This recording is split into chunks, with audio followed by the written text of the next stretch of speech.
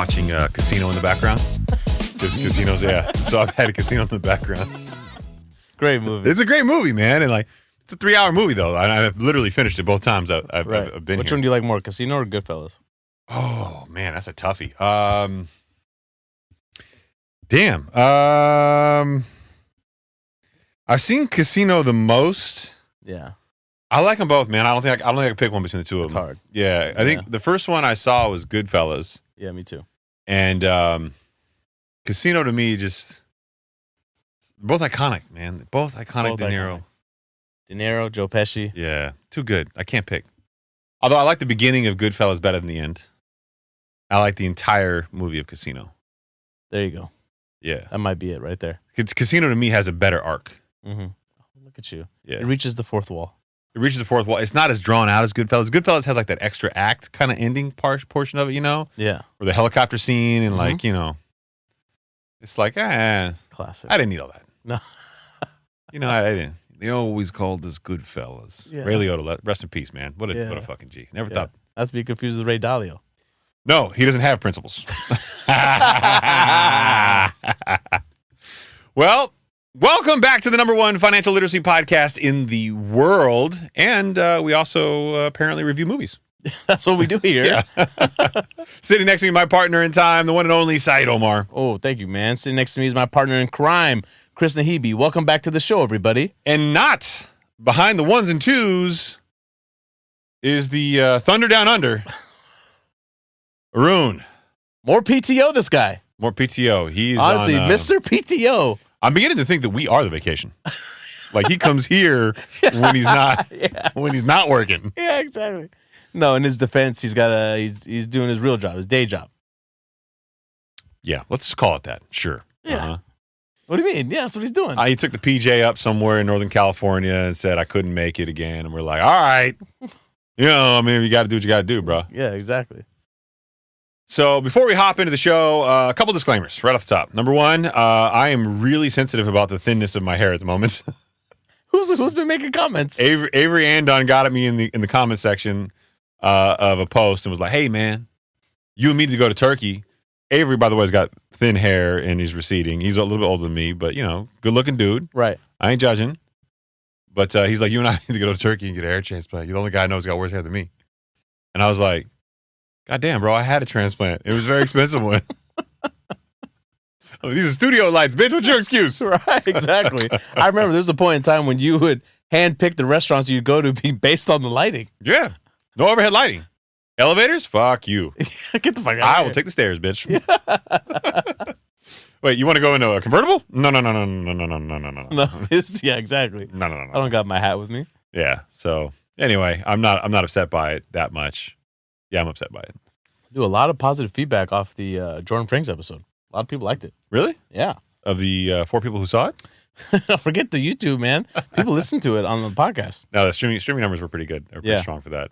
Mm-hmm. Yeah, you know, look, he gave some valuable insight and perspective into what, like, the real world aspects of a player, particularly he broke down all players get paid the same and what their financial takeaways were. Oh, when you're coming out of the draft? Yeah. Yeah, it's all based on the signing bonuses. Mm-hmm. Mm-hmm. And, you know, one of the things I would never really say to him, because, you know, it just sounds a little weird.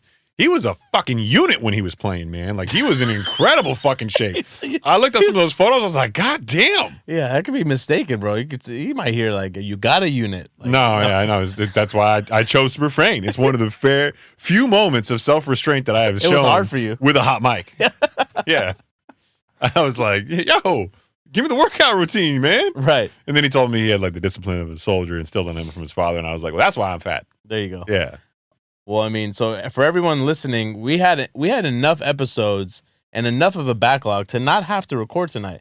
But because the last recording was before the last CPI print and the Fed meeting, the FOMC meeting, which also included the summary of economic projections, we felt it was needed to come out and address this.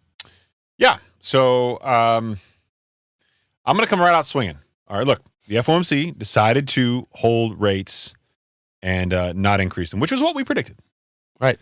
But at the same time, the market lost its fucking mind. I mean, they went nuts. They're so excited. So excited. And we said this. We said this months ago. Remember, there's 3 phases to this whole approach. The first phase is the raising of the rates. The second phase is the holding of the rates, right? But it'll be very unclear as to when that actually declared the second phase, right? And then the third will be eventually when they begin to cut, which will be sometime next year, clearly based on the dot plot that we'll get into.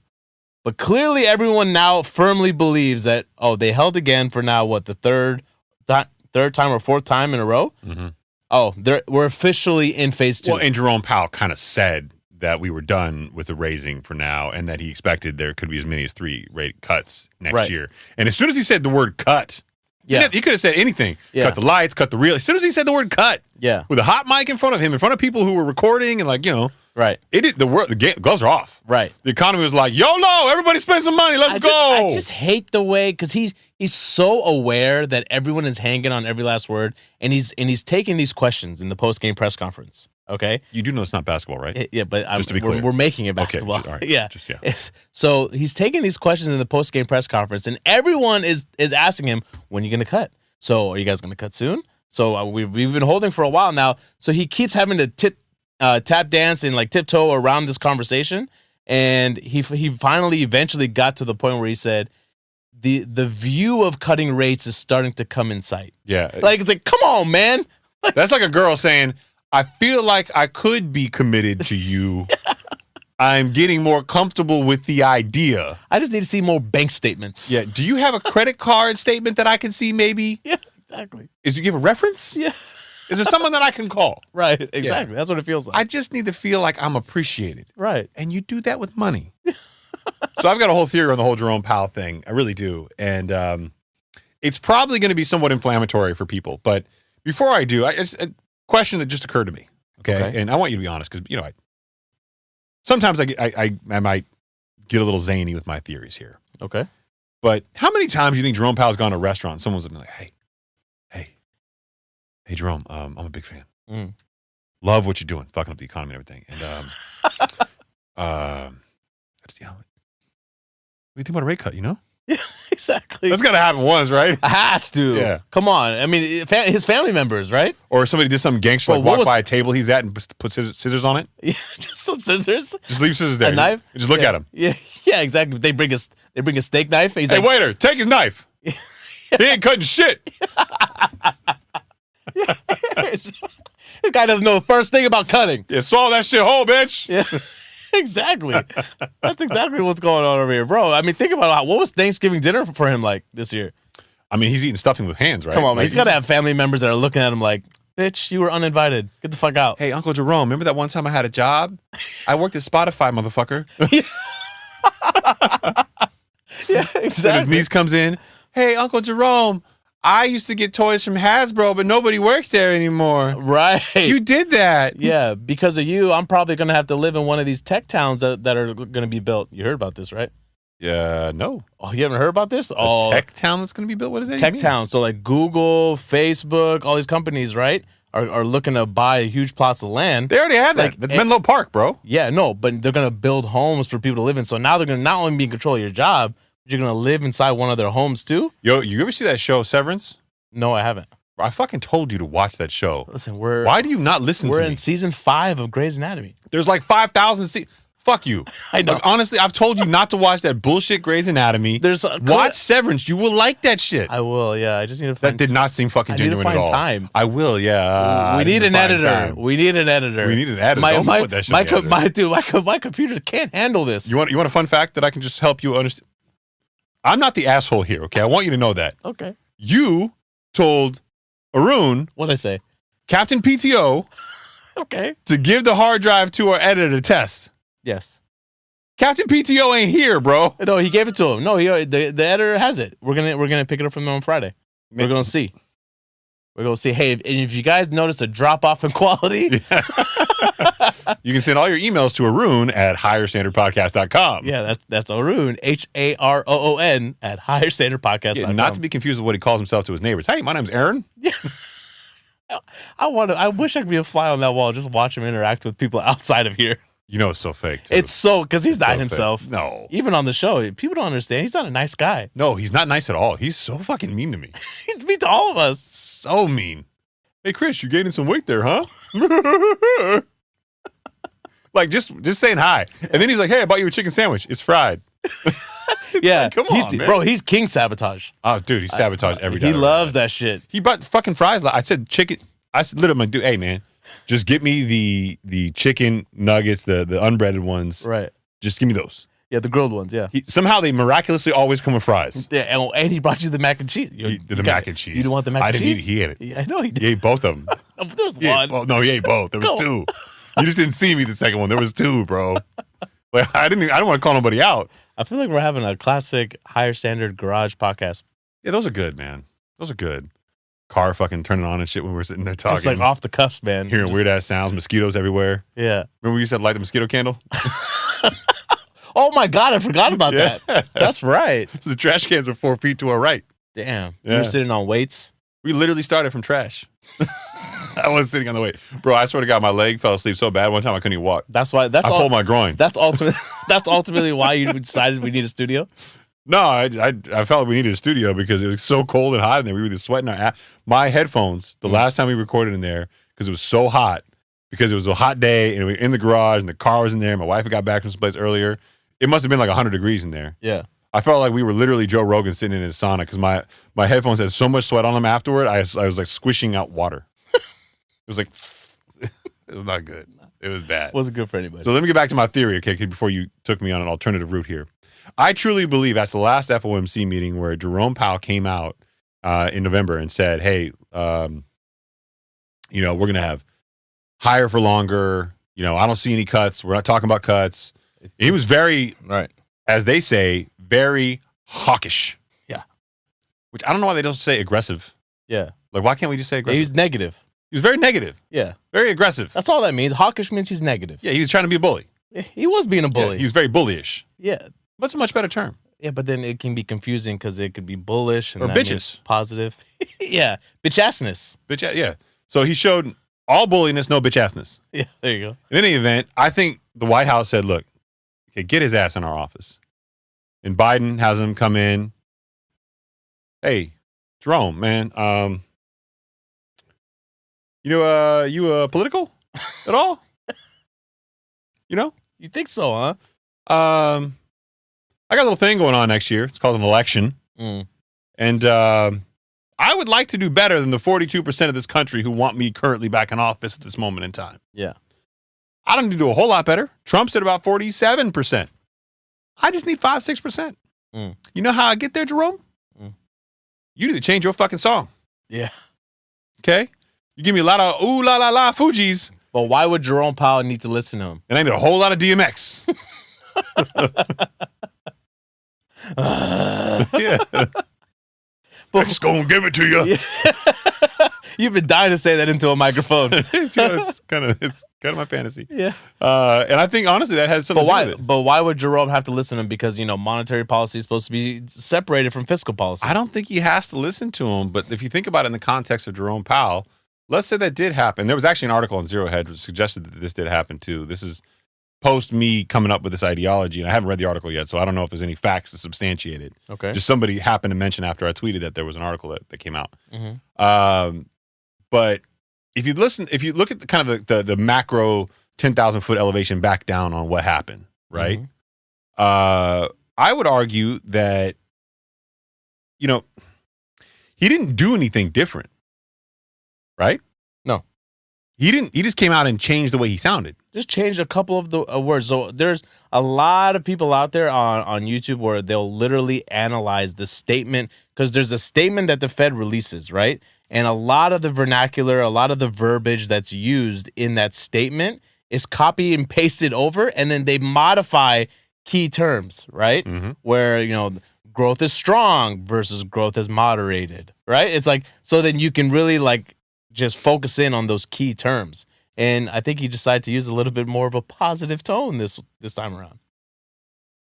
Yeah. Well, that positive tone was taken by the market, and the market lost its mind. Mm. We saw the treasuries, most notably more than anything else, have a pivot. And I took a screenshot today of and today as we're recording this Thursday, December 14th, so it's literally 2 days afterward. But when they had the press conference, it was kind of halfway through the day on the 13th, and today is really the first day that we're seeing a full trading day. Community bank stocks rallied hard. Banking sector in general rallied hard.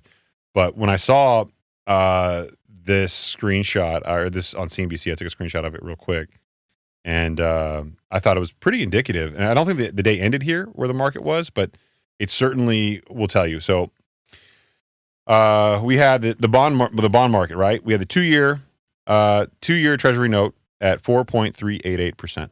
Okay. The 5-year Treasury note at 3.903%. Right. So, I mean, 40 basis points above that. Actually, it was 50 basis Remember, points. it's supposed to be the other way around. When the 2-year is higher than anything like longer than past that, that means there's more concern for the near future than there is for the long term. The 10-year Treasury note, 3.917. So it was above 420. And then it was above like 414, 415. And then this happened and then dropped, boom, it broke below 4. And I know it doesn't sound like a lot, but that's a pretty wild swing for the 10-year Treasuries. 10 years should not be swinging as much like that, right? And I mean, that's great for mortgage rates, right?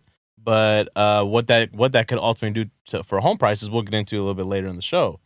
Well, it's already swung home mortgage rates down below 7%. I think people were talking like 6.6, 6.5 is what I heard. think the average yesterday was 6.95. I think it's down to 6.6 today, which is in line with what we predicted about 6.4 bottoming out. So that's not too crazy. But I think people thinking that this is going to incite a whirlwind a pickup of home selling activity and prices continuing to rise is probably naive and preemptive.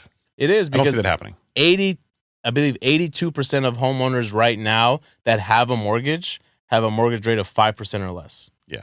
So I don't see there being an impetus to sell or to refinance, frankly, but I certainly see more buyers possibly wanting to get in the market right now. Right now is the time I would do it if I were going to do it in the next year. Right. Who knows what the fuck's going to happen? Everyone's like, oh, well, Chris, you know what? Hey, man, you're going to see actual rate cuts, and then the economy is going to explode. Right. So let's actually talk about why people wouldn't refinance, right? Because there are some people out there that have been buying over the course of the last year or so, right?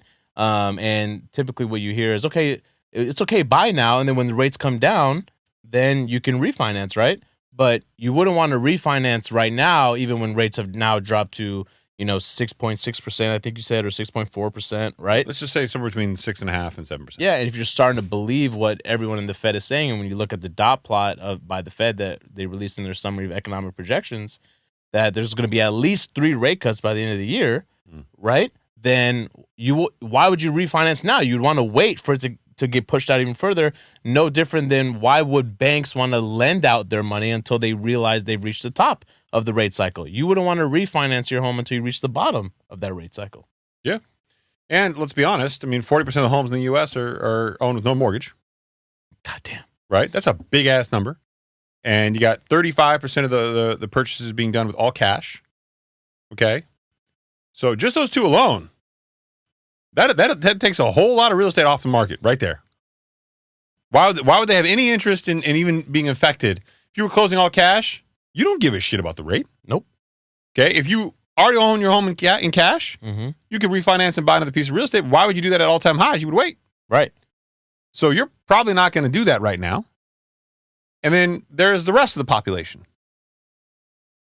So I don't know that the home market's going to really swing up with activity. And a lot of the real estate agents in some of these markets that have maintained active kind of real estate transactions throughout the last year are going to probably tell you, look, it's not going to get frothier. Right. And again, I'll point to what we said in the last show, 2001, 2007, 2020. All 3 of these had rallies before they were declared recessions. Now, we saw was it the S&P? Was it at all-time highs what it closed at? Was it S&P? Today?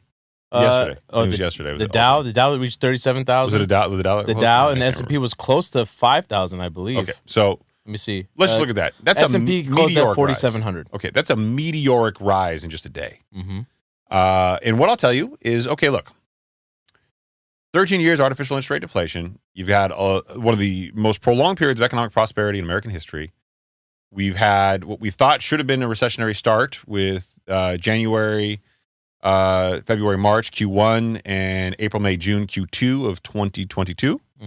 2 successive quarters of negative GDP growth, but there was GDI as well, which wasn't in line, according to the White House definition, with traditional recessionary economies. And if we haven't been in recession since then, which we've long believed that we have, you still had unbelievable prosperity, which, okay, to think that we could escape the idea of a recessionary economy and that this is not going to go the other way. Right. It's not only naive, it's just dumb. Yeah, exactly. But who I get worried for are all the people out there that we routinely cite on the show, the middle class, right? The number one way they establish their net worth for their families, their intergenerational wealth, right? And their own personal net worth that sets them up for retirement is buying a home. Okay, rates come down a little bit. Sure, maybe, if you're lucky.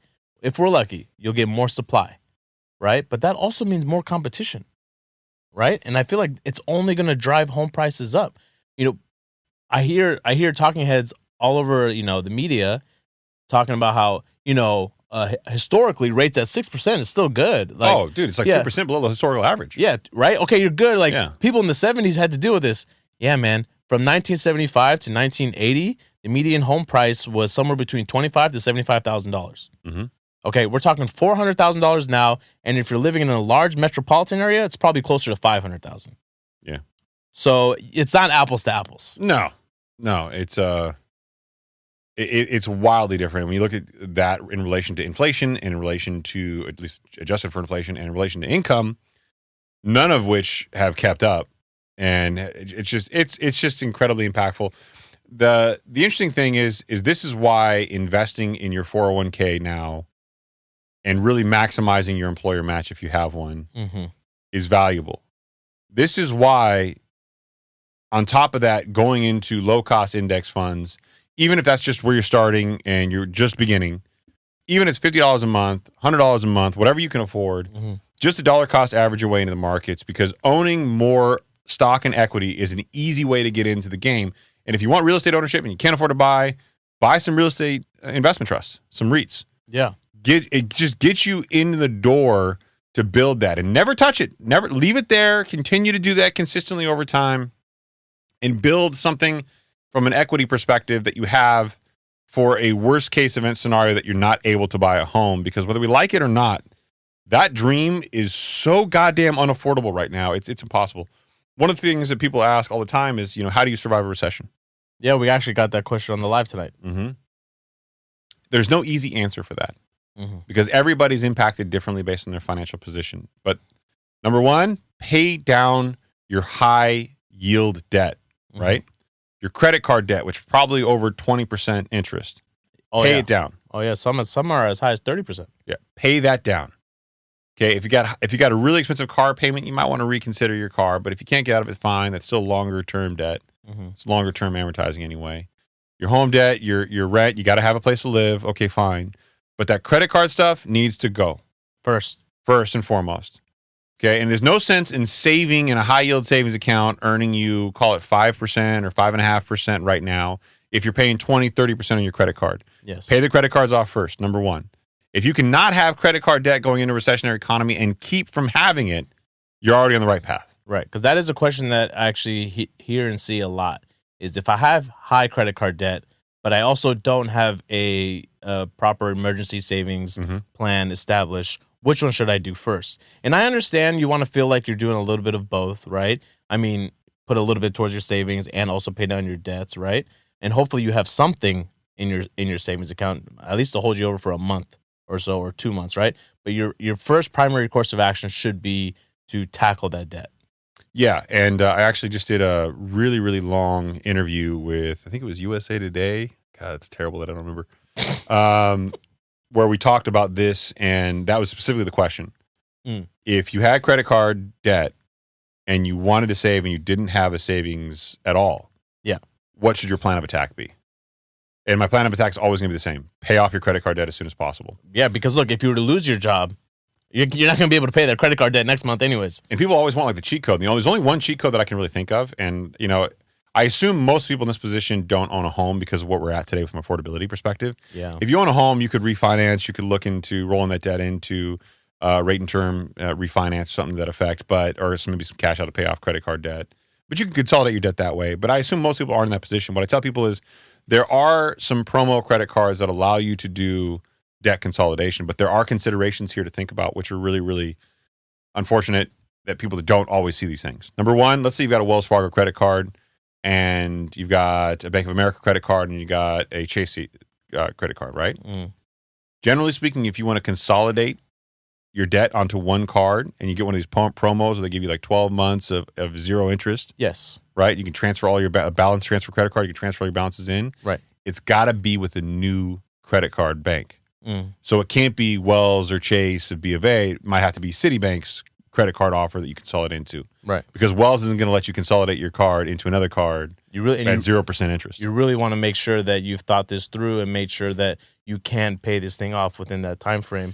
Or at least make a significant dent. Yeah. That's the problem. So a lot of people will transfer, let's say, a $20,000 balance, a $10,000 balance, and a $5,000 balance, right? And you got $35,000 there, right? And then you transfer it to a new credit card. Yes. Okay, first of all, you have to get approved for a $35,000 available line of credit with your credit card, the balance transfer credit card. Right, during this time, it might be a little difficult. But then you transfer that in. Then you've got 12 months. You generally have a period of time to transfer it in, too, by the way. They'll give you like a narrow window of time, like 60, 90 days, transfer it in, and then you got 12 months IO or something like that, or no interest, 0% interest, or a low interest rate, right? You got that period of time to pay it off or make a significant dent. But if you don't change your spending habits, what do you wind up with? Right. You wind up with just a lump amount of credit card debt and probably more debt than when you started it. Yeah. And now your payments kick back up and you're right back in the position you were, if not worse. So it's a big thing. And we had a long conversation about it. It'll be interesting to see how the article turns out. But yeah, it's we're going to see more and more of that. And someone asked me today, well, Chris, hey, could in theory we see rate cuts and the market gets really, really prosperous and frothy, home values go up, and everything be okay? And I was like, okay, let me just take your theory. Yeah, let's play this out. Are we going to earn more money? No. What do you mean no? I mean, I think right now most companies across the U.S. are settling in on 2% pay increases, if that. Right? So that's not keeping up with inflation currently right now anyways, because we haven't even touched on it yet on the show, but just as a quick recap, CPI came in and the Fed was able to actually review this during their meeting. So it was included in their dot plot scenario. Okay. Right. Jerome Powell even addressed it in the post-game press conference. CPI inflation went down from 3.2% to 3.1%. Got really sticky. Right. And core inflation that removed food and energy came in at 4% back-to-back months. Okay. So that also remained really sticky. Right. If you were to ask me reasons why the Fed may not cut in March, that's going to be on the list. Okay? Because wage inflation came in at 5.5%. Just like we talk about inflation in general, being their 2% target rate is trying to get inflation down 2%, that goes for wage inflation as well. Yeah. Okay? So it's not like they want people to get paid more too, because remember, wage inflation contributes to overall inflation. Right? So they're not happy that wage inflation came, even though us as consumers during a time like this where we know credit card debt's at an all-time high and people need more money to pay down these debts. People need more money to save up for these down payments to buy these more expensive homes. The sad reality is the wage inflation needs to come down in order for inflation to come down. Okay. So let's play with that. Let's keep going. Let's expand this out. You got consumer discretionary spending, which is pulled back largely because of the surplus savings that people got during the pandemic era. PPP and stimulus has now gone away. It's been depleted. So we're walking into what seems to be a shifting economy, but the consumer is now spending less because they don't have it. So that means companies are going to make less from at least an income standpoint, right? Wages have not gone up, and you don't believe they're going to go up. You just said that. I don't. And they've got the highest credit card debt aggregate balances in history, over $1 trillion. 1.08 trillion last time I checked. I'm sure after Black Friday and everything, it's even higher. So how does the consumer get out of this position? I don't know, man. I genuinely don't, and this is what scares me. We slide into a prosperous economy. They're going to be expected to spend more money to prop up this prosperous economy. So what if they cannot do that? What if they physically cannot do that? Yeah, this is the reason why we've been sounding the alarms this whole time. What? It's Us? Us, yeah. We're not painting out this rosy, and we're not trying to be, we're not fear mongering here, right? But I don't see a way out of this. You know what scares me more than that? More than that? Yeah. What's that? Your current shoe selection. What the fuck am I looking at tonight? Bro, I know. These were the all-weather boots that I wore in Chicago. Okay, these Cole Haans. But listen. Those are not boots. Those are like Cole Haan dress shoes. No, these are chukka boots. What? Yeah. And yeah, you're choking on the bullshit. That's fine. No, that's what it is. Choking on the bullshit, stupid ass. Chukka boots. Get the fuck out of here. But then I was doing property inspections today again. Oh, this is your way of being classy when you do Yeah, it's like, look, no, I'm from the bank. Look. Oh, God. Okay. The Italians, they have a saying. Yeah. Black shoes are for weddings and for funerals. Very comfortable. And you're not going to a wedding today, my friend. Not stylish, and they will be getting returned. Yeah. You can't return. Look, they look worn as shit. What do you mean you're going to return those? I wore them 3 times. Oh, you're that guy. Bro, get out of here. I bought enough shoes. I've earned credibility with these guys. Well, you went Nordstrom's? I did. Just so you could return them. No, I'm not That's that guy. dirty, bro. I'm not that guy. You just happened to pick them over Nordstrom's? They're the only ones that had them that could get them to me that quick. That's mighty convenient. Bro, don't do this. And you had to wear them to property inspections today? Why? Because they were comfortable. They were comfortable. Well, have you ever worn a pair of these 0 grands? Or yeah, the sole of the shoes is good. Yeah, Nikes. But the exterior is shit. Yeah, dog shit. Yeah, and you bought them. Yeah. To go to Chicago. I was representing the bank, man. Today? Yes. Okay, I got to tell you, as a fellow bank employee. Yeah, you haven't hooked me up with one of those polos. Bro, I got hooked up with this polo. This was something we made. Come on, it was. A vendor made it, and he's like, what size are you? I'm like, I'm a... what? Go ahead, say that on the mic. I'm a person who's got problems with my height. Yeah, you have a tall version. Yeah. So he got me a tall. He said, look, this is a sample, and then I'll probably order some for the bank at some point in time, but this is nice. Oh, really? Yeah. You go budget for that, huh? No. In the future when we're making more money. That's why I'm gonna go ahead and demo it for a year, right, and figure out if it lasts. Right. It's from this company called Nike or Nikes. Yeah, Nike. Yeah, it's a nice little Nike shirt. Anyway, yeah. Right. But so I think back to what we're saying. Why I think the Fed won't be cutting rates in March, or why they shouldn't be cutting rates in March. It'll go along with the rhetoric of higher for longer. Okay, I think that'll be enough to shock the market. Like, oh wait, shit, they're really not going to cut rates. Where everyone was banking on a rate cut by now, right? And that'll send a shockwave. Okay, and you had the jobs report that came out that beat expectations. What was the unemployment number again? I forget. It dropped to 3.7%. See, the problem is when everything starts getting 3 handles, it fucks me up. It's all fucked up. Everything's got a 3 handle. Yeah, You're yeah. like 3 something. Yeah, it went down. Remember, it was at 3.9. It went down to 3.7. That's right. All everyone needs to know is a healthy unemployment rate is somewhere around 5%. Mm-hmm. Okay, so and the Fed has to tiptoe around that very carefully too, because part of their dual mandate is to provide maximum employment. They can't come out and be like, we need people to start losing more jobs, right? That's a bad look for them. That's what they want. Yeah, but that is what they want because they know it'll help bring down inflation.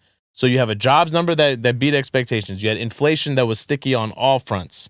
You had wage inflation wildly high, more than double than what they want to get to. And they know that's contributing to inflation, right? Oh, by the way, to pay tribute to Haroon. Oh, with the Red Bull. That was good. I know. I practiced. You've been practicing. Yeah, I did it last night. I opened like 6 of them last night while you guys were here. But, and then what concerns me is like, now there's this rosy, optimistic future of the Fed's going to cut rates this year, somewhere between 75 basis points to maybe, 150 basis points. Okay? And you're like, I don't like when people talk about the basis points. Like, why does that matter? Because then it signals how many rate cuts. Yeah, but that's the problem. We took a really unorthodox path to get here. 25, then 50, then 75, and 75, and 75. It was a bell curve. Yeah. Right? We know this. Mm-hmm. What makes us think that it's not going to be something similar on the way down, or what makes us think that it is going to be something? We have no. This is all uncharted waters. It isn't, and to your point earlier, right, where you said, do you anticipate? How do we anticipate people getting out of this mess?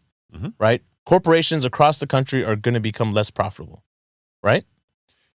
Well, it's gonna be rolling. So I think like the financial sector is gonna walk back into profits during this time, Right. assuming credit defaults don't pick up, and I do think there will be a good amount of those. So consumer credit filled financial companies will probably have more stress than non-consumer ones. Yes. There's the whole commercial real estate sector, specifically office. Like 580 billion coming due next year. You know, what happens with that when that all comes due? How does that workout situation look? So there's a lot there. And then I think, okay, well, what are the companies that have employees that were hired for the holidays? Retail, it's going to take a hit. Right. Right. And for those of you out there who want to believe from the garage days like we do that the recession started in January 1 of 2022 and should have been declared after the 2 trailing quarters of successive negative GDP growth in June of 2022. Here's a little tidbit of information to consider. Unemployment typically peaks after the end of a declared recession. If unemployment peaks up, let's just say it peaks up to 5% or 6%. Inflation goes down to 2%. Okay? That would be indicative of the fact that we've been in a recession this entire time and now we've exited it. Yeah, exactly. Right. I mean, just using historical data going forward. I mean, right. 400 plus years of data trending, that seems to be the common theme. But now we're going to say it's different. It's different this time. It's different this time. Yeah. So with companies becoming less profitable, what worries me about, because, the stock market doesn't really go along with any of this rhetoric, right? Clearly, it's got its own mind of its own, right? But if people start to believe, this is why the talking heads preach all this optimism, because if consumer sentiment is out there and it's negative, right, and they feel like there's only one way to go from here and it's down, what happens? People start selling, right? And then companies become less profitable. So then what happens on top of that? Their stock values continue to go down and down and down. Frankly, the Fed has already talked about. They know that real estate values are overinflated. They know the market is overinflated. So that is kind of what they want to. I shouldn't say kind of. That is what they want to happen. Yeah. A correction in these values would to them signal, hey, we are getting the job done. Right. Not that we're failing. Right. Not that we've gone too far. Right. That we are doing what we need to do. Because guess what? If the market has a correction, more unemployment happens. Yes. Protect profitability. That gets the unemployment number closer to 5%. Right? If homes are more affordable, guess what? That solves a big portion of the inflation number, which is going to be sticky from now going forward. Right. So for people to go like, this is the part that blows my mind. Okay, so I was visiting a client during the press conference on the 13th. So, but I saw the news updates and everything come through on my phone and my watch and everything else, and I was watching it pretty closely through the day. But I didn't listen to the press conference, and then I got it later on. But it was so obvious by the time I got into the car, and I listen to CNBC when I drive, or Joe Rogan. Joe Rogan. He had a great comedian called Stavros on. This Greek guy. guy. Love this guy. Hilarious. I think his special is called Fat Bastard on Netflix. Yeah, it just came out. I'd never heard him before. Okay. And the Rogan episode, he sounds like a fucking awesome dude. He's not only awesome, he's extremely witty and so sharp. He's intelligent. You can tell, like, he makes jokes about how stupid he is and how he does stuff, like has books on the countertop that looks like he like reads something really sophisticated, but you open it up and it's not sophisticated at all. But then he went down like these really interesting, very cerebral paths. You could tell like, there's a lot of intelligence behind that man. Yeah. And he also likes talking about sex and porn. So, I mean. Because he knows it makes people feel very uncomfortable. What's not to like? Yeah. No, it's good. But he looks like basically a Greek version of Ron Jeremy. 100%. Great call. As he would describe with a much smaller penis. Yes. His words on Joe Rogan. This is not me stepping out of line. I'm not being graphic. That's just the way he described himself. That was exactly. Yeah. So in any event, I that's what I've been listening to. So I listen to CNBC. I'm on the way back to the office, and I'm listening to all this stuff. And there's so much positivity in the markets. I come back, I see I think the S&P and the Dow hit really, really high numbers, and I'm going like, fuck, man. This is all not on a rate cut. This is all on just the change in rhetoric from the Fed. Can you imagine what the market's going to do when there's actually a rate cut? And this is a perfect example as to why Jerome Powell, JP from the Hood, has been coming out sounding as negative as he is, because he knew that the second there's any slight bit of optimism in that we've now reached phase 2 and we're just holding, there's no more raising of rates, everyone's going to get excited, right? And that's why he had to keep that level of negativity. Bro, and it's the real estate entrepreneur bros that I could not even get on to social media last night. I mean, I did a live, but other than the live I couldn't do it. All these guys are like, oh yeah, real estate market's back, baby. Let's go. And you're like, no, stop. Yeah, please. Like, you guys are literally, this is the definition of counting your chickens before they hatch. Yeah. Is that the phrase? Counting your chickens? Counting the eggs before they hatch? Is that right? Okay. Counting your chickens before they hatch. Yeah. Okay, I'm sorry. It's my first time speaking the language. But yeah, it's like the definition of this. And these guys are so like optimistic that the good times are going to roll. And I'm sitting here going like, okay, look, man, like I'm all for being optimistic, but there's a difference between being optimistic and fucking delusional. Right. And everyone's like, yeah, let's go. And I'm like, dude, he just sounded less serious. Right. He did not say we are going to cut rates in Q1. He said we could see 3 rate cuts next year. That motherfucker that could be literally the last 3 months of the year. It could be. You're right. And that's the other thing that people also need to realize is if they do end up cutting, because as of right now, the more pessimistic approach or view is they're only going to cut rates 3 times next year. Okay. A more positive one will be maybe 4, 5, 6 times next year. Okay? ING called 6, I think was their cap, but right. And if it's 6, you're looking at 150 basis points. That'll take us to a Fed funds rate of 4%. Okay, which is wild. Okay, incredible. Okay, but here, this is the crazy part that no one's actually factoring in. If that's what the Fed does, that means something either has broken, and they need to provide a little bit more relief than they wanted to, or something is on the verge of collapsing and breaking. So this from Yahoo Finance earlier today, article titled, Regional Bank Indices Just Erased All Losses Since the Fall of Silicon Valley Bank. So I want to put that in perspective. I want to frame this. Yeah, that's good. That's good, yeah. I want to give everybody a little bit of thought, okay? During the contagion period that's what we call March of 2023. Which was what? What was that contagion period?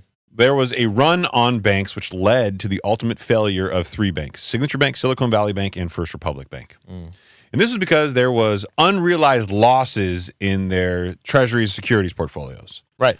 But the reality was that all banks had assets that were now worth less than they were before because the interest rate increases meant that the assets they had on their books were paying less than current market rates. Right. Imagine you bought a house that was underwater, and if someone was asking you, I need to get money from you, and you're like, well, I can still afford my house. I still have my job. Everything is fine. Yeah. What are you doing? And you're like, no, I need all my money from you. And you're like, okay, now I'm going to have to lose my house. So it was a problem, and it dragged some of these bank stocks down big time. If you're in the business like me, you look at them about how they're trading to tangible book value, right? If you're trading at or below tangible book value, it's very different than you're trading well above it. If you're trading above tangible book value, people see you as a future value to them. They know that your price is going to rise. You're trading below it, they think your price is going to go down. It's very simple. It sounds all complicated and financy and shit, but that's all it is. Yeah. Right? So just food for thought. Let's quote the article from Yahoo Finance. Regional bank indices are now back to where they were when a March crisis began. A significant moment from an industry recovering from one of its most challenging years since the 2008 financial crisis. The 2 major indices that track mid-sized lenders are currently trading above levels last seen in the moments before March 10th fall of Silicon Valley Bank, an event that triggered widespread panic in the banking system. Now, okay, just fun little food for thought. Yeah. This is not because we cut rates. Yes, exactly. This is only because the Fed said, we might cut rates. So correct me if I'm wrong. A lot of the banks out there that were suffering from the same unrealized losses that those 3 banks went under for, right? They still have those unrealized losses. All of them. Globally systematic important banks, they all have them. They also have them. The only thing the banks have probably changed since that period of time is maybe increase the reserves a little bit, right? Yeah, for risk of loss that they might see in things like commercial real estate or personal credit card loans. Right, but not a whole lot of change, right? Not a whole lot, no. Yeah, so it's like those same problems still kind of exist, and you're like, what the hell's going on, man? So let's go back to the article for a brief moment here. The climb back to pre-Silicon Valley Bank levels is happening because of a dovish, we know bitchish, shift at the Federal Reserve, which is hinting that it is done, not saying, hinting. Yeah. Hey, Saied. Hey, it's wink, baby. It's the wink of the gun.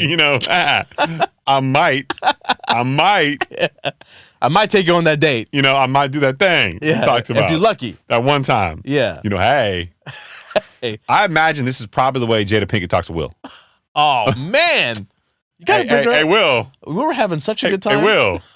I might do that thing. I might fall out of love with Tupac and into love with you. That's never gonna happen. See, I might. This is where that scenario goes out the window. No, but it might. It might. Just stay around long enough. If your bitch is long enough.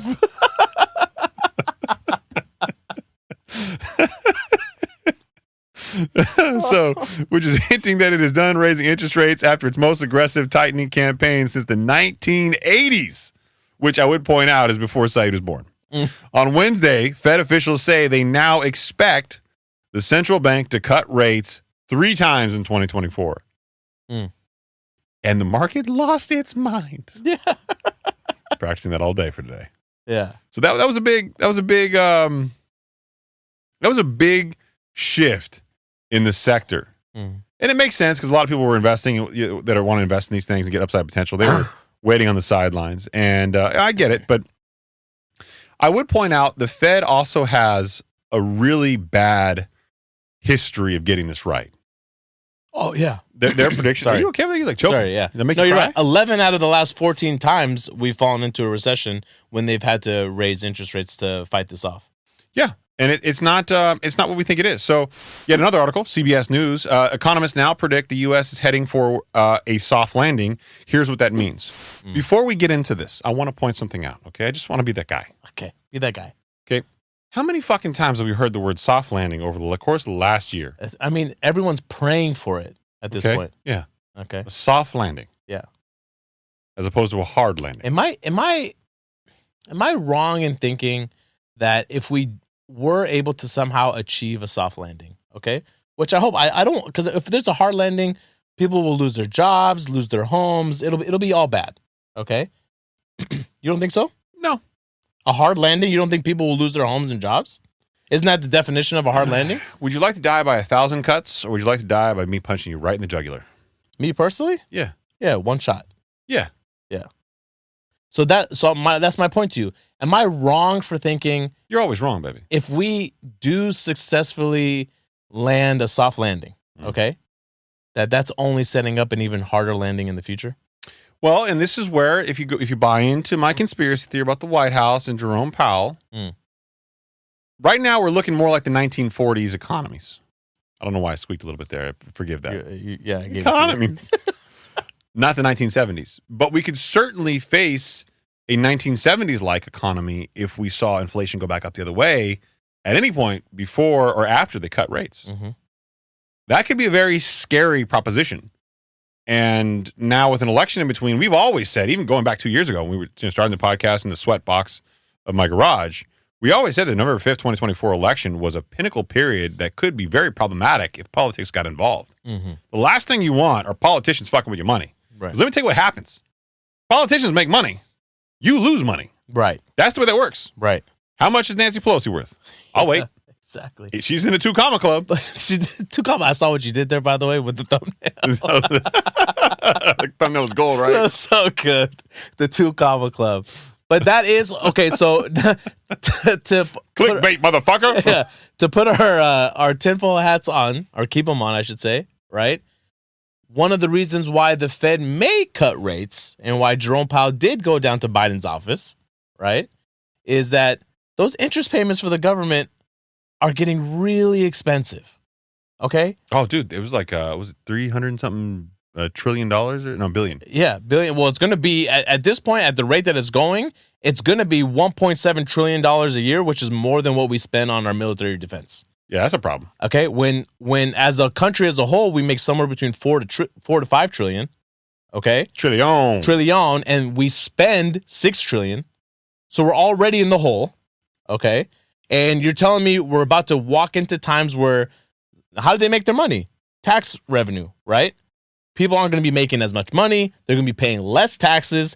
They're not going to be making as much money, but yet they have to pay out that much more in interest payments.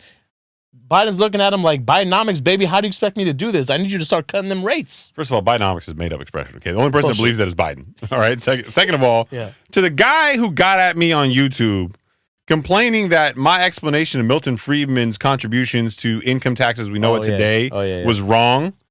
I love it when this shit happens, because then I'm not saying I'm always right. I'm just saying I'm not always wrong. Okay? So which is fair. Right? In this particular instance, I have done my homework on Mr. Friedman. I have studied the game. I haven't been born pimping, but I've been pimping for a long time. There you go. Okay. This Milton Friedman game is strong. A skill. Right. You know, I've earned this. Okay. So I quote back to him straight from Wikipedia. I don't tell him it's a quote. I make it sound like it's me. Like I change the words, like the period of time Milton Friedman in. I said, listen, when Milton Friedman was in office, right? But it's just a quote from Wikipedia. Right. And he likes to respectfully disagree. Yeah. I love these kind of trolls. Okay. You can respectfully disagree with my ass, okay? If you literally tell me that I'm wrong, right, and I give you a watered down quote from someplace that is of authority, and your response is I disagree, I don't mean to be the bearer of bad news here. Yeah. You're the delusional one. Okay? Yeah, exactly. Or in layman terms, you don't have a fucking clue what you're talking about. Right. You just feel like I watched a YouTube video on taxes once, and I know the history. What he so say? I know more than you. So wait, what he said that Milton Friedman wasn't the one that brought up or created income taxes? He said the idea of income taxes were around long before him. He didn't invent it, which I never said that he did. Right. I just said that the modern income tax system was designed and put in place by him for wartime efforts. Right. And the government was like, yum, yum, yum, yum, yum, yum. I'm never getting this back. Right. And we've had them ever since. Right. Which is a fact. The idea of income taxes was around, but he decided it was his idea to implement it for the wartime efforts. And structure it. And it was his structure which led ultimately to our current income tax structure. Right. Yeah. So for him to go like, no, income tax were derived from somebody else, Milton Friedman, you're way overstating his involvement. And I'm like, I'm sorry, he wrote a fucking book on the topic. See, that's the problem. The problem too with the comment section is I know there's people out there that will watch a video, go through the comment section, be like, oh, someone said he's wrong about that, and they'll just believe it. Oh, dude, I get that all the time. Yeah. Yeah, like you don't have two people that comments on my videos, so every once in a while, you know. So let me finish my article from CBS News. With inflation cooling and hiring remaining strong, economists are now venturing that something other than a recession may be around the corner. A so-called soft landing. Okay, why the fuck are we talking about this? Like this is the first time everybody's mentioned it? Yeah. Like this is not new news. No. We've literally been saying the word soft landing for a year and a half. I know because I've been making really immature dick jokes the entire time. We've been calling them softies. Yeah. No more hardies, kids. You get softies only. Let me be honest with you. Nobody has fun with a softie. No. Okay? Softies aren't fun for anybody. Not for anybody. All right? There's no entertainment value there. That's quite a turnaround from earlier this year. Economists in February there's so many fucking typos in this. They said, economists in February were predicting. Not me. I have a feeling like that's there. No, look, look right there. It says were. Okay, fuck you. I want you to acknowledge that it's there. It's there. Okay. It's there. Fuck you. Okay, I'm going to read it just the way it's here, just so even though I'm going to sound like an idiot, this is exactly the way it's read. That's quite a turnaround from earlier this year. There's literally two A's there. I don't know why. Economists in February were predicting that the U.S. was about to tumble into a recession, thanks to the Federal Reserve's 11 interest rate hikes since early 2022 and signs that inflation-weary businesses and consumers might be pulling back from spending. No, not might. Did pull back from spending. Mm-hmm. See, this is why they got to interview me for this shit. This is why they need to coach you more. Whoever did this. Yeah, they need to coach you more. Yeah, y'all got fooled. CBS News, holla at your boy. At your boy. Yeah, they have not worked with me. So I actually talked to one of the interviewers, one of their journalists or somebody who was like a freelance for them. Yeah. And it was a long interview. Long. Oh, is that why? He hits me up with an email. And this is nice because most of them, you'll never know. Like, you don't even know that they're going to publish. It's rare they'll send you like a link. Be like, hey, we quoted you. Like, you never That's really nice if they do that. Yeah. So he sent me a link and I'm like, oh, cool. I was like, I published the article, blah, blah, blah, based on the conversation that we had. I didn't use your quote though, but thank you for helping. That's nice. Hold on, that's nice. It was nice. Yeah. But it was also like, Wait, do you get paid for them quoting you at all? No, get the fuck out of here. What am I gonna get paid for? I don't know if they use your quote, and I mean you have some notoriety, so it's like you don't get paid for that. Yeah, that is not the way the world works, bro. Come on, bro. Collaboration. This is the way it works.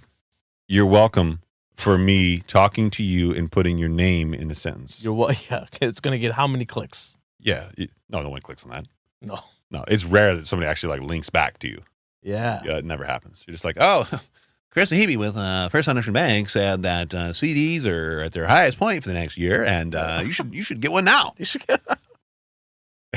It's not about you, bro. No, it ain't. It's about them. Yeah. Yeah.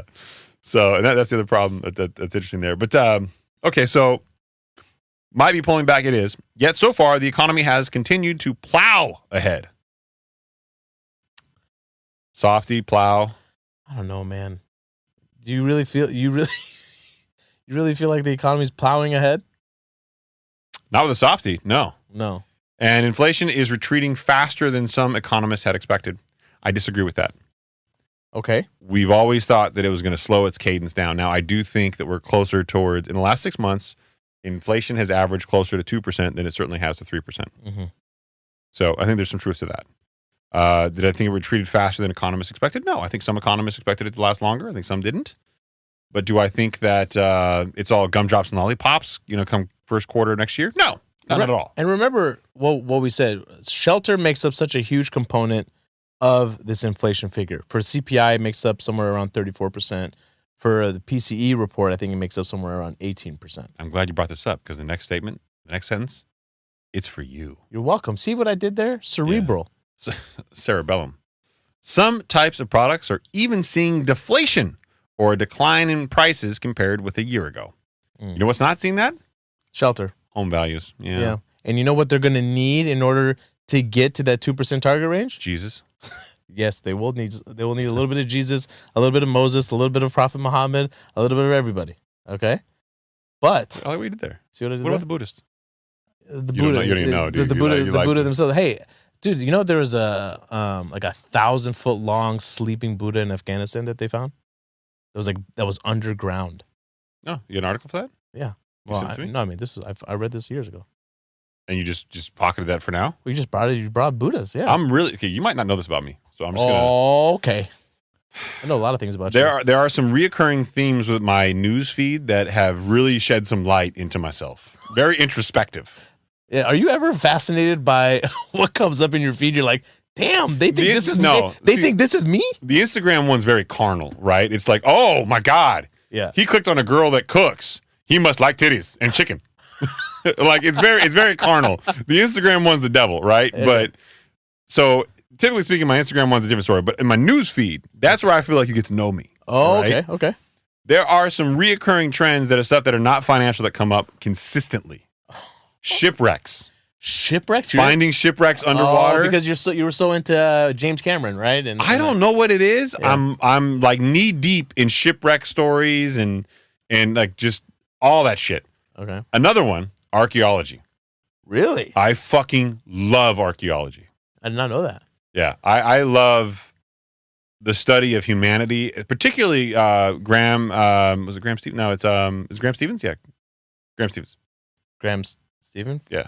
On YouTube? No, fuck. Yeah, you're talking about Graham Hancock. Sorry. There you go. Okay.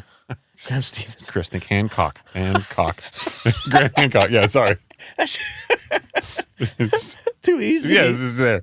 Graham Hancock. I love, so he's not a formally trained archaeologist, but he has obviously a very counter common culture ideology of where humans came from, what humanity looks like. Love that. And he's done some pretty interesting things. He's got a great Netflix series. Joe Rogan was a guest on his show, and he's been on Rogan twice. Oh, okay. Really fascinating take on things. Is that the guy that wrote Sapiens? No. No? Okay. No. Sorry. All right. Did you not, you want to use the word Homo sapiens?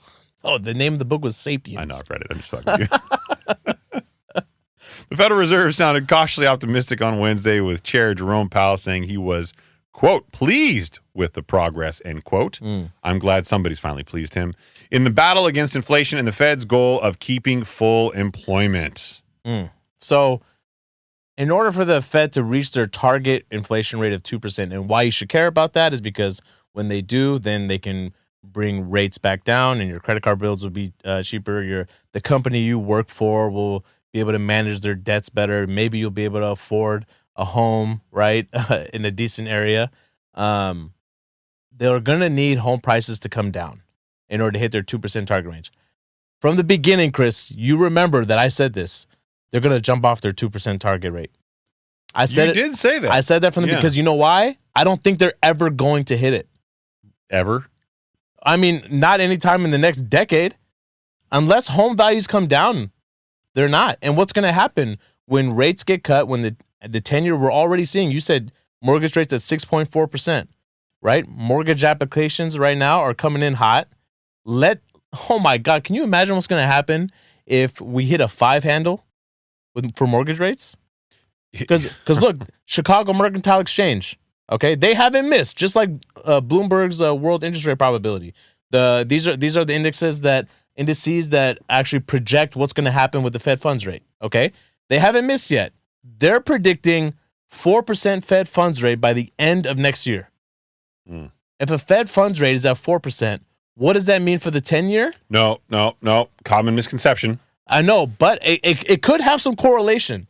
Slight, but here's the problem. The Fed funds has moved very, very cyclical in along with mortgage rates in the treasuries right now. Mm-hmm. That is not necessarily, they're not that connected. The treasuries and mortgage rates, absolutely, but there is a disconnect right now in the treasury market, and it's created the yield curve inversion. Do not overlook that. Right, but if the Fed funds rate is 4%, right? That's how much it costs banks to borrow money, right? From the Fed and from each other. Okay? Okay. Could you not see a world where mortgage rates could have a 5 handle? No.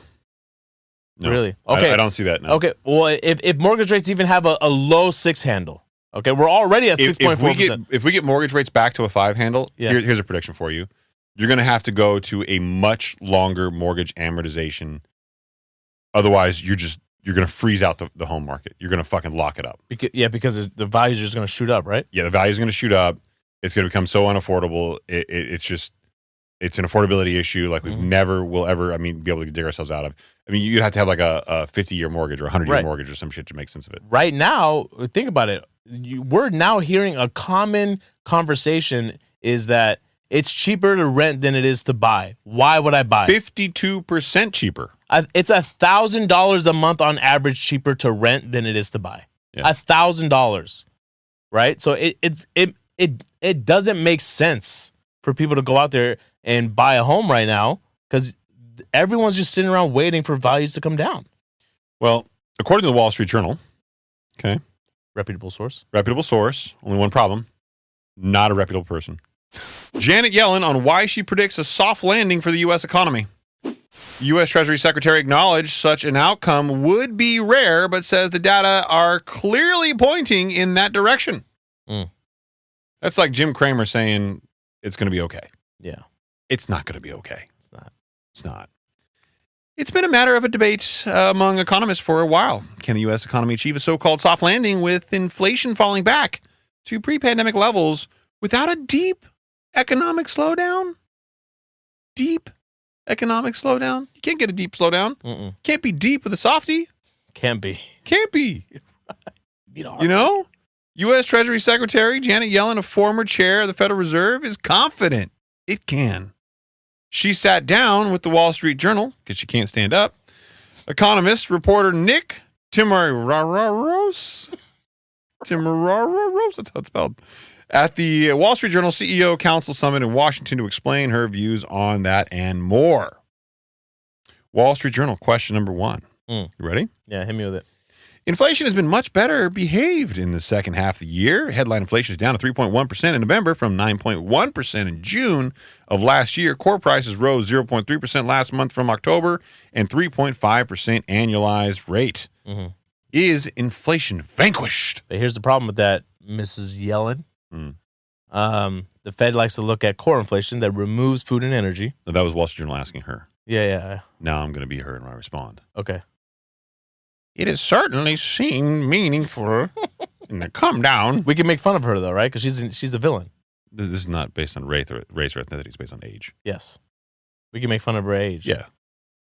And I see no reason on the path that we're currently on why inflation gradually can't decline to levels that are consistent with the Fed's mandates and targets. I know I was there when they were put in place. That part wasn't. I feel like that last part wasn't in there. It was there.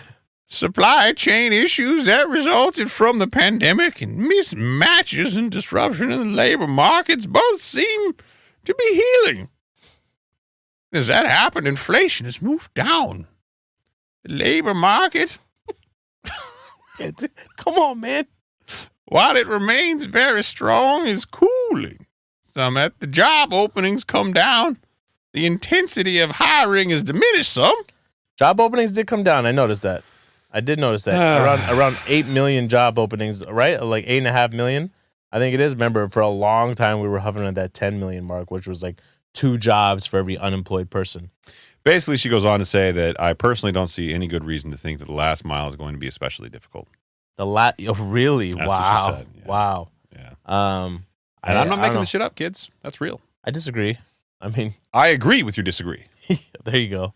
I agree to disagree, if you will. Right. I don't know. And I mean, the only thing that I fall back on is something needs to happen for people in order to be able to buy a home. Because I feel like I'm living with like this, I have this weird feeling of guilt because of the show that we do. Right. This ought to be good. Yeah. And like how I got lucky with when I purchased my home. It wasn't because I timed it.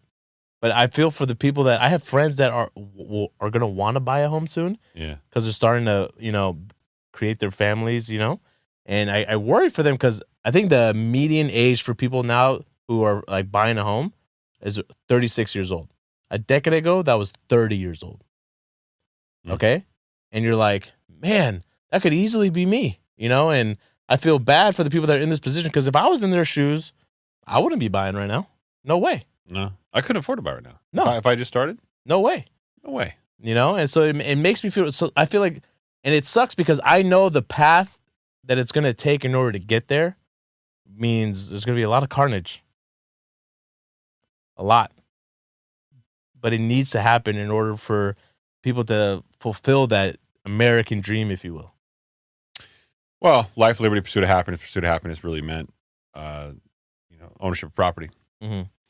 But yeah, I don't know that you get there. And I think that I am more afraid of a soft landing than I am of a hard one.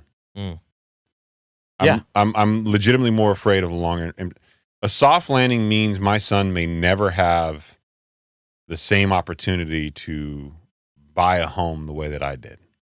Especially in the state of California. Yeah. Yeah. A soft landing means that a huge demographic of the population will be priced out of the markets. You need to have a correction.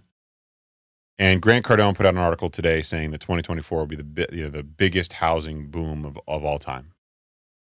And I'm sitting here thinking, okay, we just had one of the most prosperous 14-year periods of all time, and now you want the biggest housing boom of all time. When do you perceive to see the ebb and flow, the other side of this? When do you see the correction then? Mm-hmm. Oh, the correction will be minor. It's like, dude, you cannot go down this path. And I don't want to be like Larry Summers, the constantly negative guy, but I'm just saying, like, you cannot be this naive, okay? Right. Life is not always gumdrops and lollipops. And I say this knowing full well my life personally has been a series of increases in positive things. I'm due for an L. Like, I know that, but I'm not naive to it. Mm-hmm. I know those tough times will come for me too. Yeah. Because that's just part of life. You don't always win. And anybody who says that is full of shit. Yeah. The economy is no different. Yeah. You look like you're ready to tap out. You tapping. No, because I'm thinking about a topic that I know is it's near and dear to your heart. It is near and dear to my heart too. Okay, what's that? Okay, we're talking about California. We're talking about people buying homes in California, right? All right. We're talking about our kids especially. Uh-huh. Okay. I think I brought it up on an episode not too long ago that they actually track when people buy their home, how far they move from the previous spot. Oh, that's getting farther away. On average, yeah. right? Because they have to move further and further away in less desirable areas, right, that are cheaper so that they can, and that's what they can afford. Yeah. Right? So I think that mileage is somewhere around 50 miles. It used to be 15 miles away for like 3 years in a row, and then it jumped to 50. Okay? And now I'm thinking about this whole work from home situation. and how corporations are demanding. You know, they now have the power, the leverage to force people back into the office. And if you're lucky, your company has adopted maybe a hybrid type situation, okay? But there's companies out there that are demanding 5 days a week, right? So what happens to those people that now have to move further and further away? It's almost like not only are you forced to move out of the state, but like you need to go find a different employer somewhere else if you're being forced to come back into the office. Yeah. And that's really shitty for a lot of people that, you know, put in a lot of time, you know, towards their companies. I get it. I get it. But I'll leave you with a thought that, you know, doesn't really turn the frown upside down. But we talked about in the last show, the top 1% of earners in the country own 50% of the private businesses in the country. The private businesses? Private business. 50% of the private businesses in the country. Wow. That means if you own a private business, start a business for yourself, you are more likely to be in the 1% of income earners. Which actually, top 1% of income, it's not as high as most people think. So if you find yourself in a situation like that, and it's also one of the tips I gave somebody from a personal finance perspective recently on another interview I did, was having a 5 to 9 where you're working outside of your traditional business hours. That's something that you're passionate about because you'll do it even though you're after hours and you're tired, like this podcast for us. Yes. That turning into a business may be your best path towards true wealth. Not to just shit on W-2 worlds or not to shit on working for somebody else. It's all well and good. But that in and of itself, which used to be enough to get the American dream, is becoming less and less probable of getting you the things that you need from an affordability standpoint. I hate to say it, but most of America will need 2 jobs. Yeah, man. It's true. So, and then that's how you're going to get to that top 1%. Yeah. If that's what you want. So, or just in a position to be able to afford a home. Forget the top 1%. Yeah, yeah, that's true. You know what I mean? Unless you have a windfall of money. I mean, there's a lot of the next older generation that's passing away, and a lot of that money is getting passed down, and those homes that are, 40% owned in cash. What does it do? What does it do to the country as a whole? You think about it, like if people aren't, typically what people try to do anyways is not start a family. It was the case for me. I didn't want to start a family until I had a home. Bro, I've often considered if the only reason that my wife and I don't have a second child is because we don't have like the opportunity to buy a bigger home right now. Right. So it's keeping people from moving on with their lives. Yeah. Right. And actually creating the life that they've always envisioned for themselves, but they're strapped. I disagree with Janet Yellen, and I've disagreed with her on many occasions, so this is not like a rare thing for me. Right. I did think that was a very thorough reenactment, though. Solid. Right? Yeah. Yeah. I mean, yeah, who could do that better? Robin Williams, God bless his soul. God bless his soul. Rest in peace, bro. You and Charlie Munger. Yeah. Almost. Damn. They up there right now having a burrito. I hope so. Yeah. you always go to the burrito. There is no better food.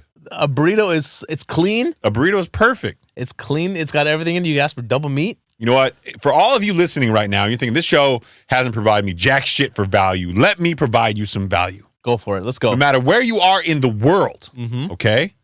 I am going to give you a fucking phenomenal business idea right now, okay? The problem with every single fucking restaurant around the world is they don't deviate from the cultural norms. And they require you to use things, stupid, outdated things like utensils. I don't want a fucking fork, man. Hate them, man. I don't need that shit. Yeah. But sometimes I still want to be classy. Okay. Right? Yeah. I would like to have steak and potatoes, steak and mac and cheese, but I'm on a go. Right. Wrap that bitch in a burrito.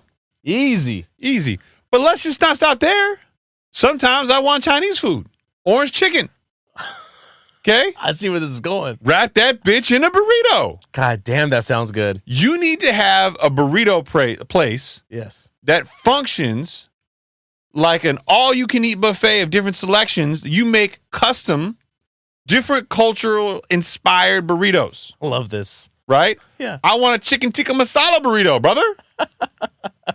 You know, this is funny. One time we went to Korean barbecue with like. I want a Korean barbecue burrito. That's what I'm trying to. Tell me that doesn't sound good. Amazing. Why I gotta stick to the rice paper, with bro? radishes inside of it? Oh, or the radish paper. Shit. I'm a radish paper guy. I don't like the rice paper. I like the radish paper personally. Yeah. You too? Yeah, of course. Radishes are fire. The texture's way better. Way better. I want that. Why are they keeping that from us? I want a bim bim bop burrito. I don't even know what that is. I want it too, though. It's got the egg in it. Okay. Yeah. Your Korean is not so good. Hajima! I was in Koreatown today. Were you really? Yeah. Yeah. I was looking for Ben Baller? No, I don't know. Is he there? Yeah. Well, he used to be. Okay. He's a Korean Liam Neeson, bro. Of course he's in there. Rolling around on the K-Town Destroyer. No, I was out there doing property inspections. He's probably on a golf course, bro. You don't give a fuck about Koreatown anymore. I want to play golf with Ben Baller. No, you don't. I said, why? He's good. I know. No, you don't. Why? He's really good. Yeah, no, he's pretty good. I mean, Don't say he's pretty good. He's good. I can't give him that. What do you mean? Because I'll never hear the end of it. Bro, you know how hard it is to get him to listen to a podcast? Yes. Come on, we got to have him on. He won't come on. Why? You don't want to do that. He wants that. No, you don't want to do that. Come on, it'll be fun. You don't want to do that. We'll go to him. You definitely don't want that. Why? Mm-mm. Okay. Yeah, presidential veto. You don't want to do that. All right. Yeah. All right. You got anything? We're just gonna abruptly end right there? No. I thought we were gonna go on. We can keep going. I wanted a loco moco burrito. A loco moco. Oh, so this is what I was gonna say. We went to Korean barbecue. We went a loco. Like I hit the reboot button. We went to Korean barbecue with all of my wife's family one time, like grandma included, right? That's not good. Oh, it was great. It was amazing. We had like 6 tables, okay? And out of nowhere, grandma pulls out of her purse like some pita bread. Just like the best. Bro, she put it on top of the grill, on top of the meat. I was like, and when I saw it, light bulb went on, I was like, you're a genius. Yeah, why haven't you done before? I looked at how I was like, why haven't you done this before? This is amazing. Did she give you the head nod too? Bacham. Head nod is not my culture, bro. Bro, I tell you right now, like I've been like taking shots at people in their own cultural languages recently. Like it's a Jedi mind fuck when they're more welcoming of it. They accept it because it's like, oh, you took the time to learn. I had a Korean dude like say something the other day, and I was like, Hajima, which means like shut up. He looked at me like, what the fuck? I had a Romanian guy. I was like, oh, I'm Romanian. There's this guy on Instagram. I called him a pimp. Bro, I forget what it is.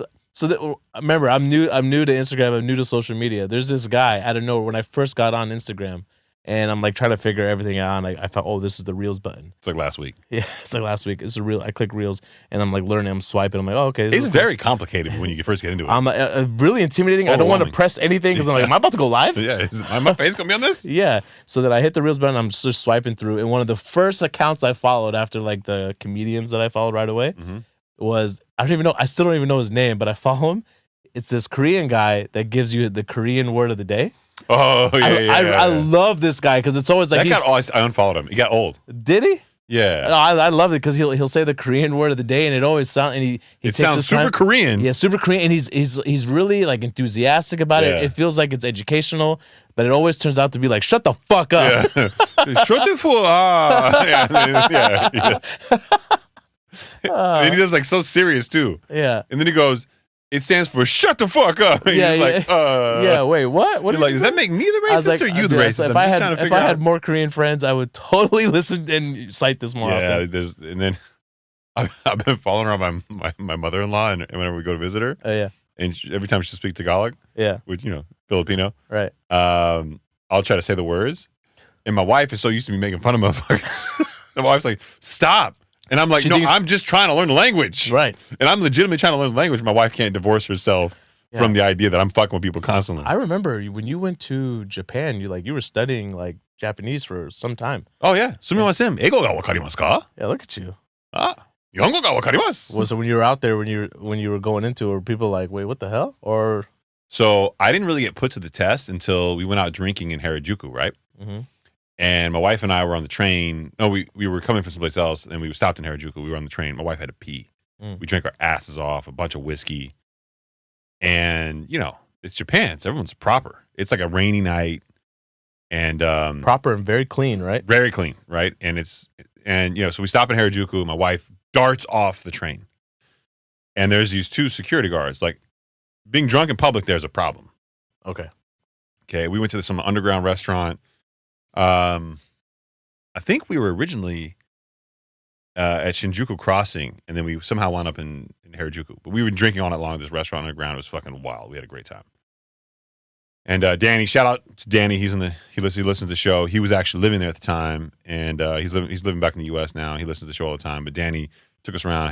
He went out with him, had a great time. Went out, got drinks afterward. That's cool. And he showed. I mean, it was a fucking blast. He was a stud. And we go and get some drinks. So my wife had to pee. Darts off, hops the rail in front of two police officers that are Japanese. Oh no! And I find myself in a position like, okay, fuck. Now I got to act sober, speak a language I don't know to some dude. So I walk up to him, and I'm pacing myself because I'm a big motherfucker, right? And I know this. Yeah, he's already got his hand on his waist. You don't want them to feel like you're attacking them or something. Yeah, so I'm walking up. Sumimasen, excuse me. Yeah. Eigo ga wakarimasu ka? Like, do you speak English? Looks at me and goes,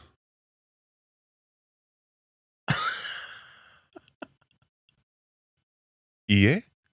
What does that mean? Yes? No. It means like, what? Oh. And I go, Sumimasen. Nihongo ga wakarimasu? And he goes, did you just ask me if I speak Japanese? I'm like, why are we doing this? He's like, I'm a police officer in Japan, dog. What do you think this is? And I'm like, if you can speak English, why did you do that? And he's like, you asked me if I can speak English. Yeah. And I said, no. It was so weird. So how'd you get out of it? He was so nice, dude. He wanted me to be real cool. Really? Okay. He's like, the bathroom's over there on the right. Oh. He's like, I assume she found it by now. Yeah. He was cool. Yeah. And then I came back and he was like, you guys need to get home. I'm like, please, God, I need to get back to I need to get back to our hotel. Man. We stayed in Ginza. It was great. That's the one place that's a bucket list.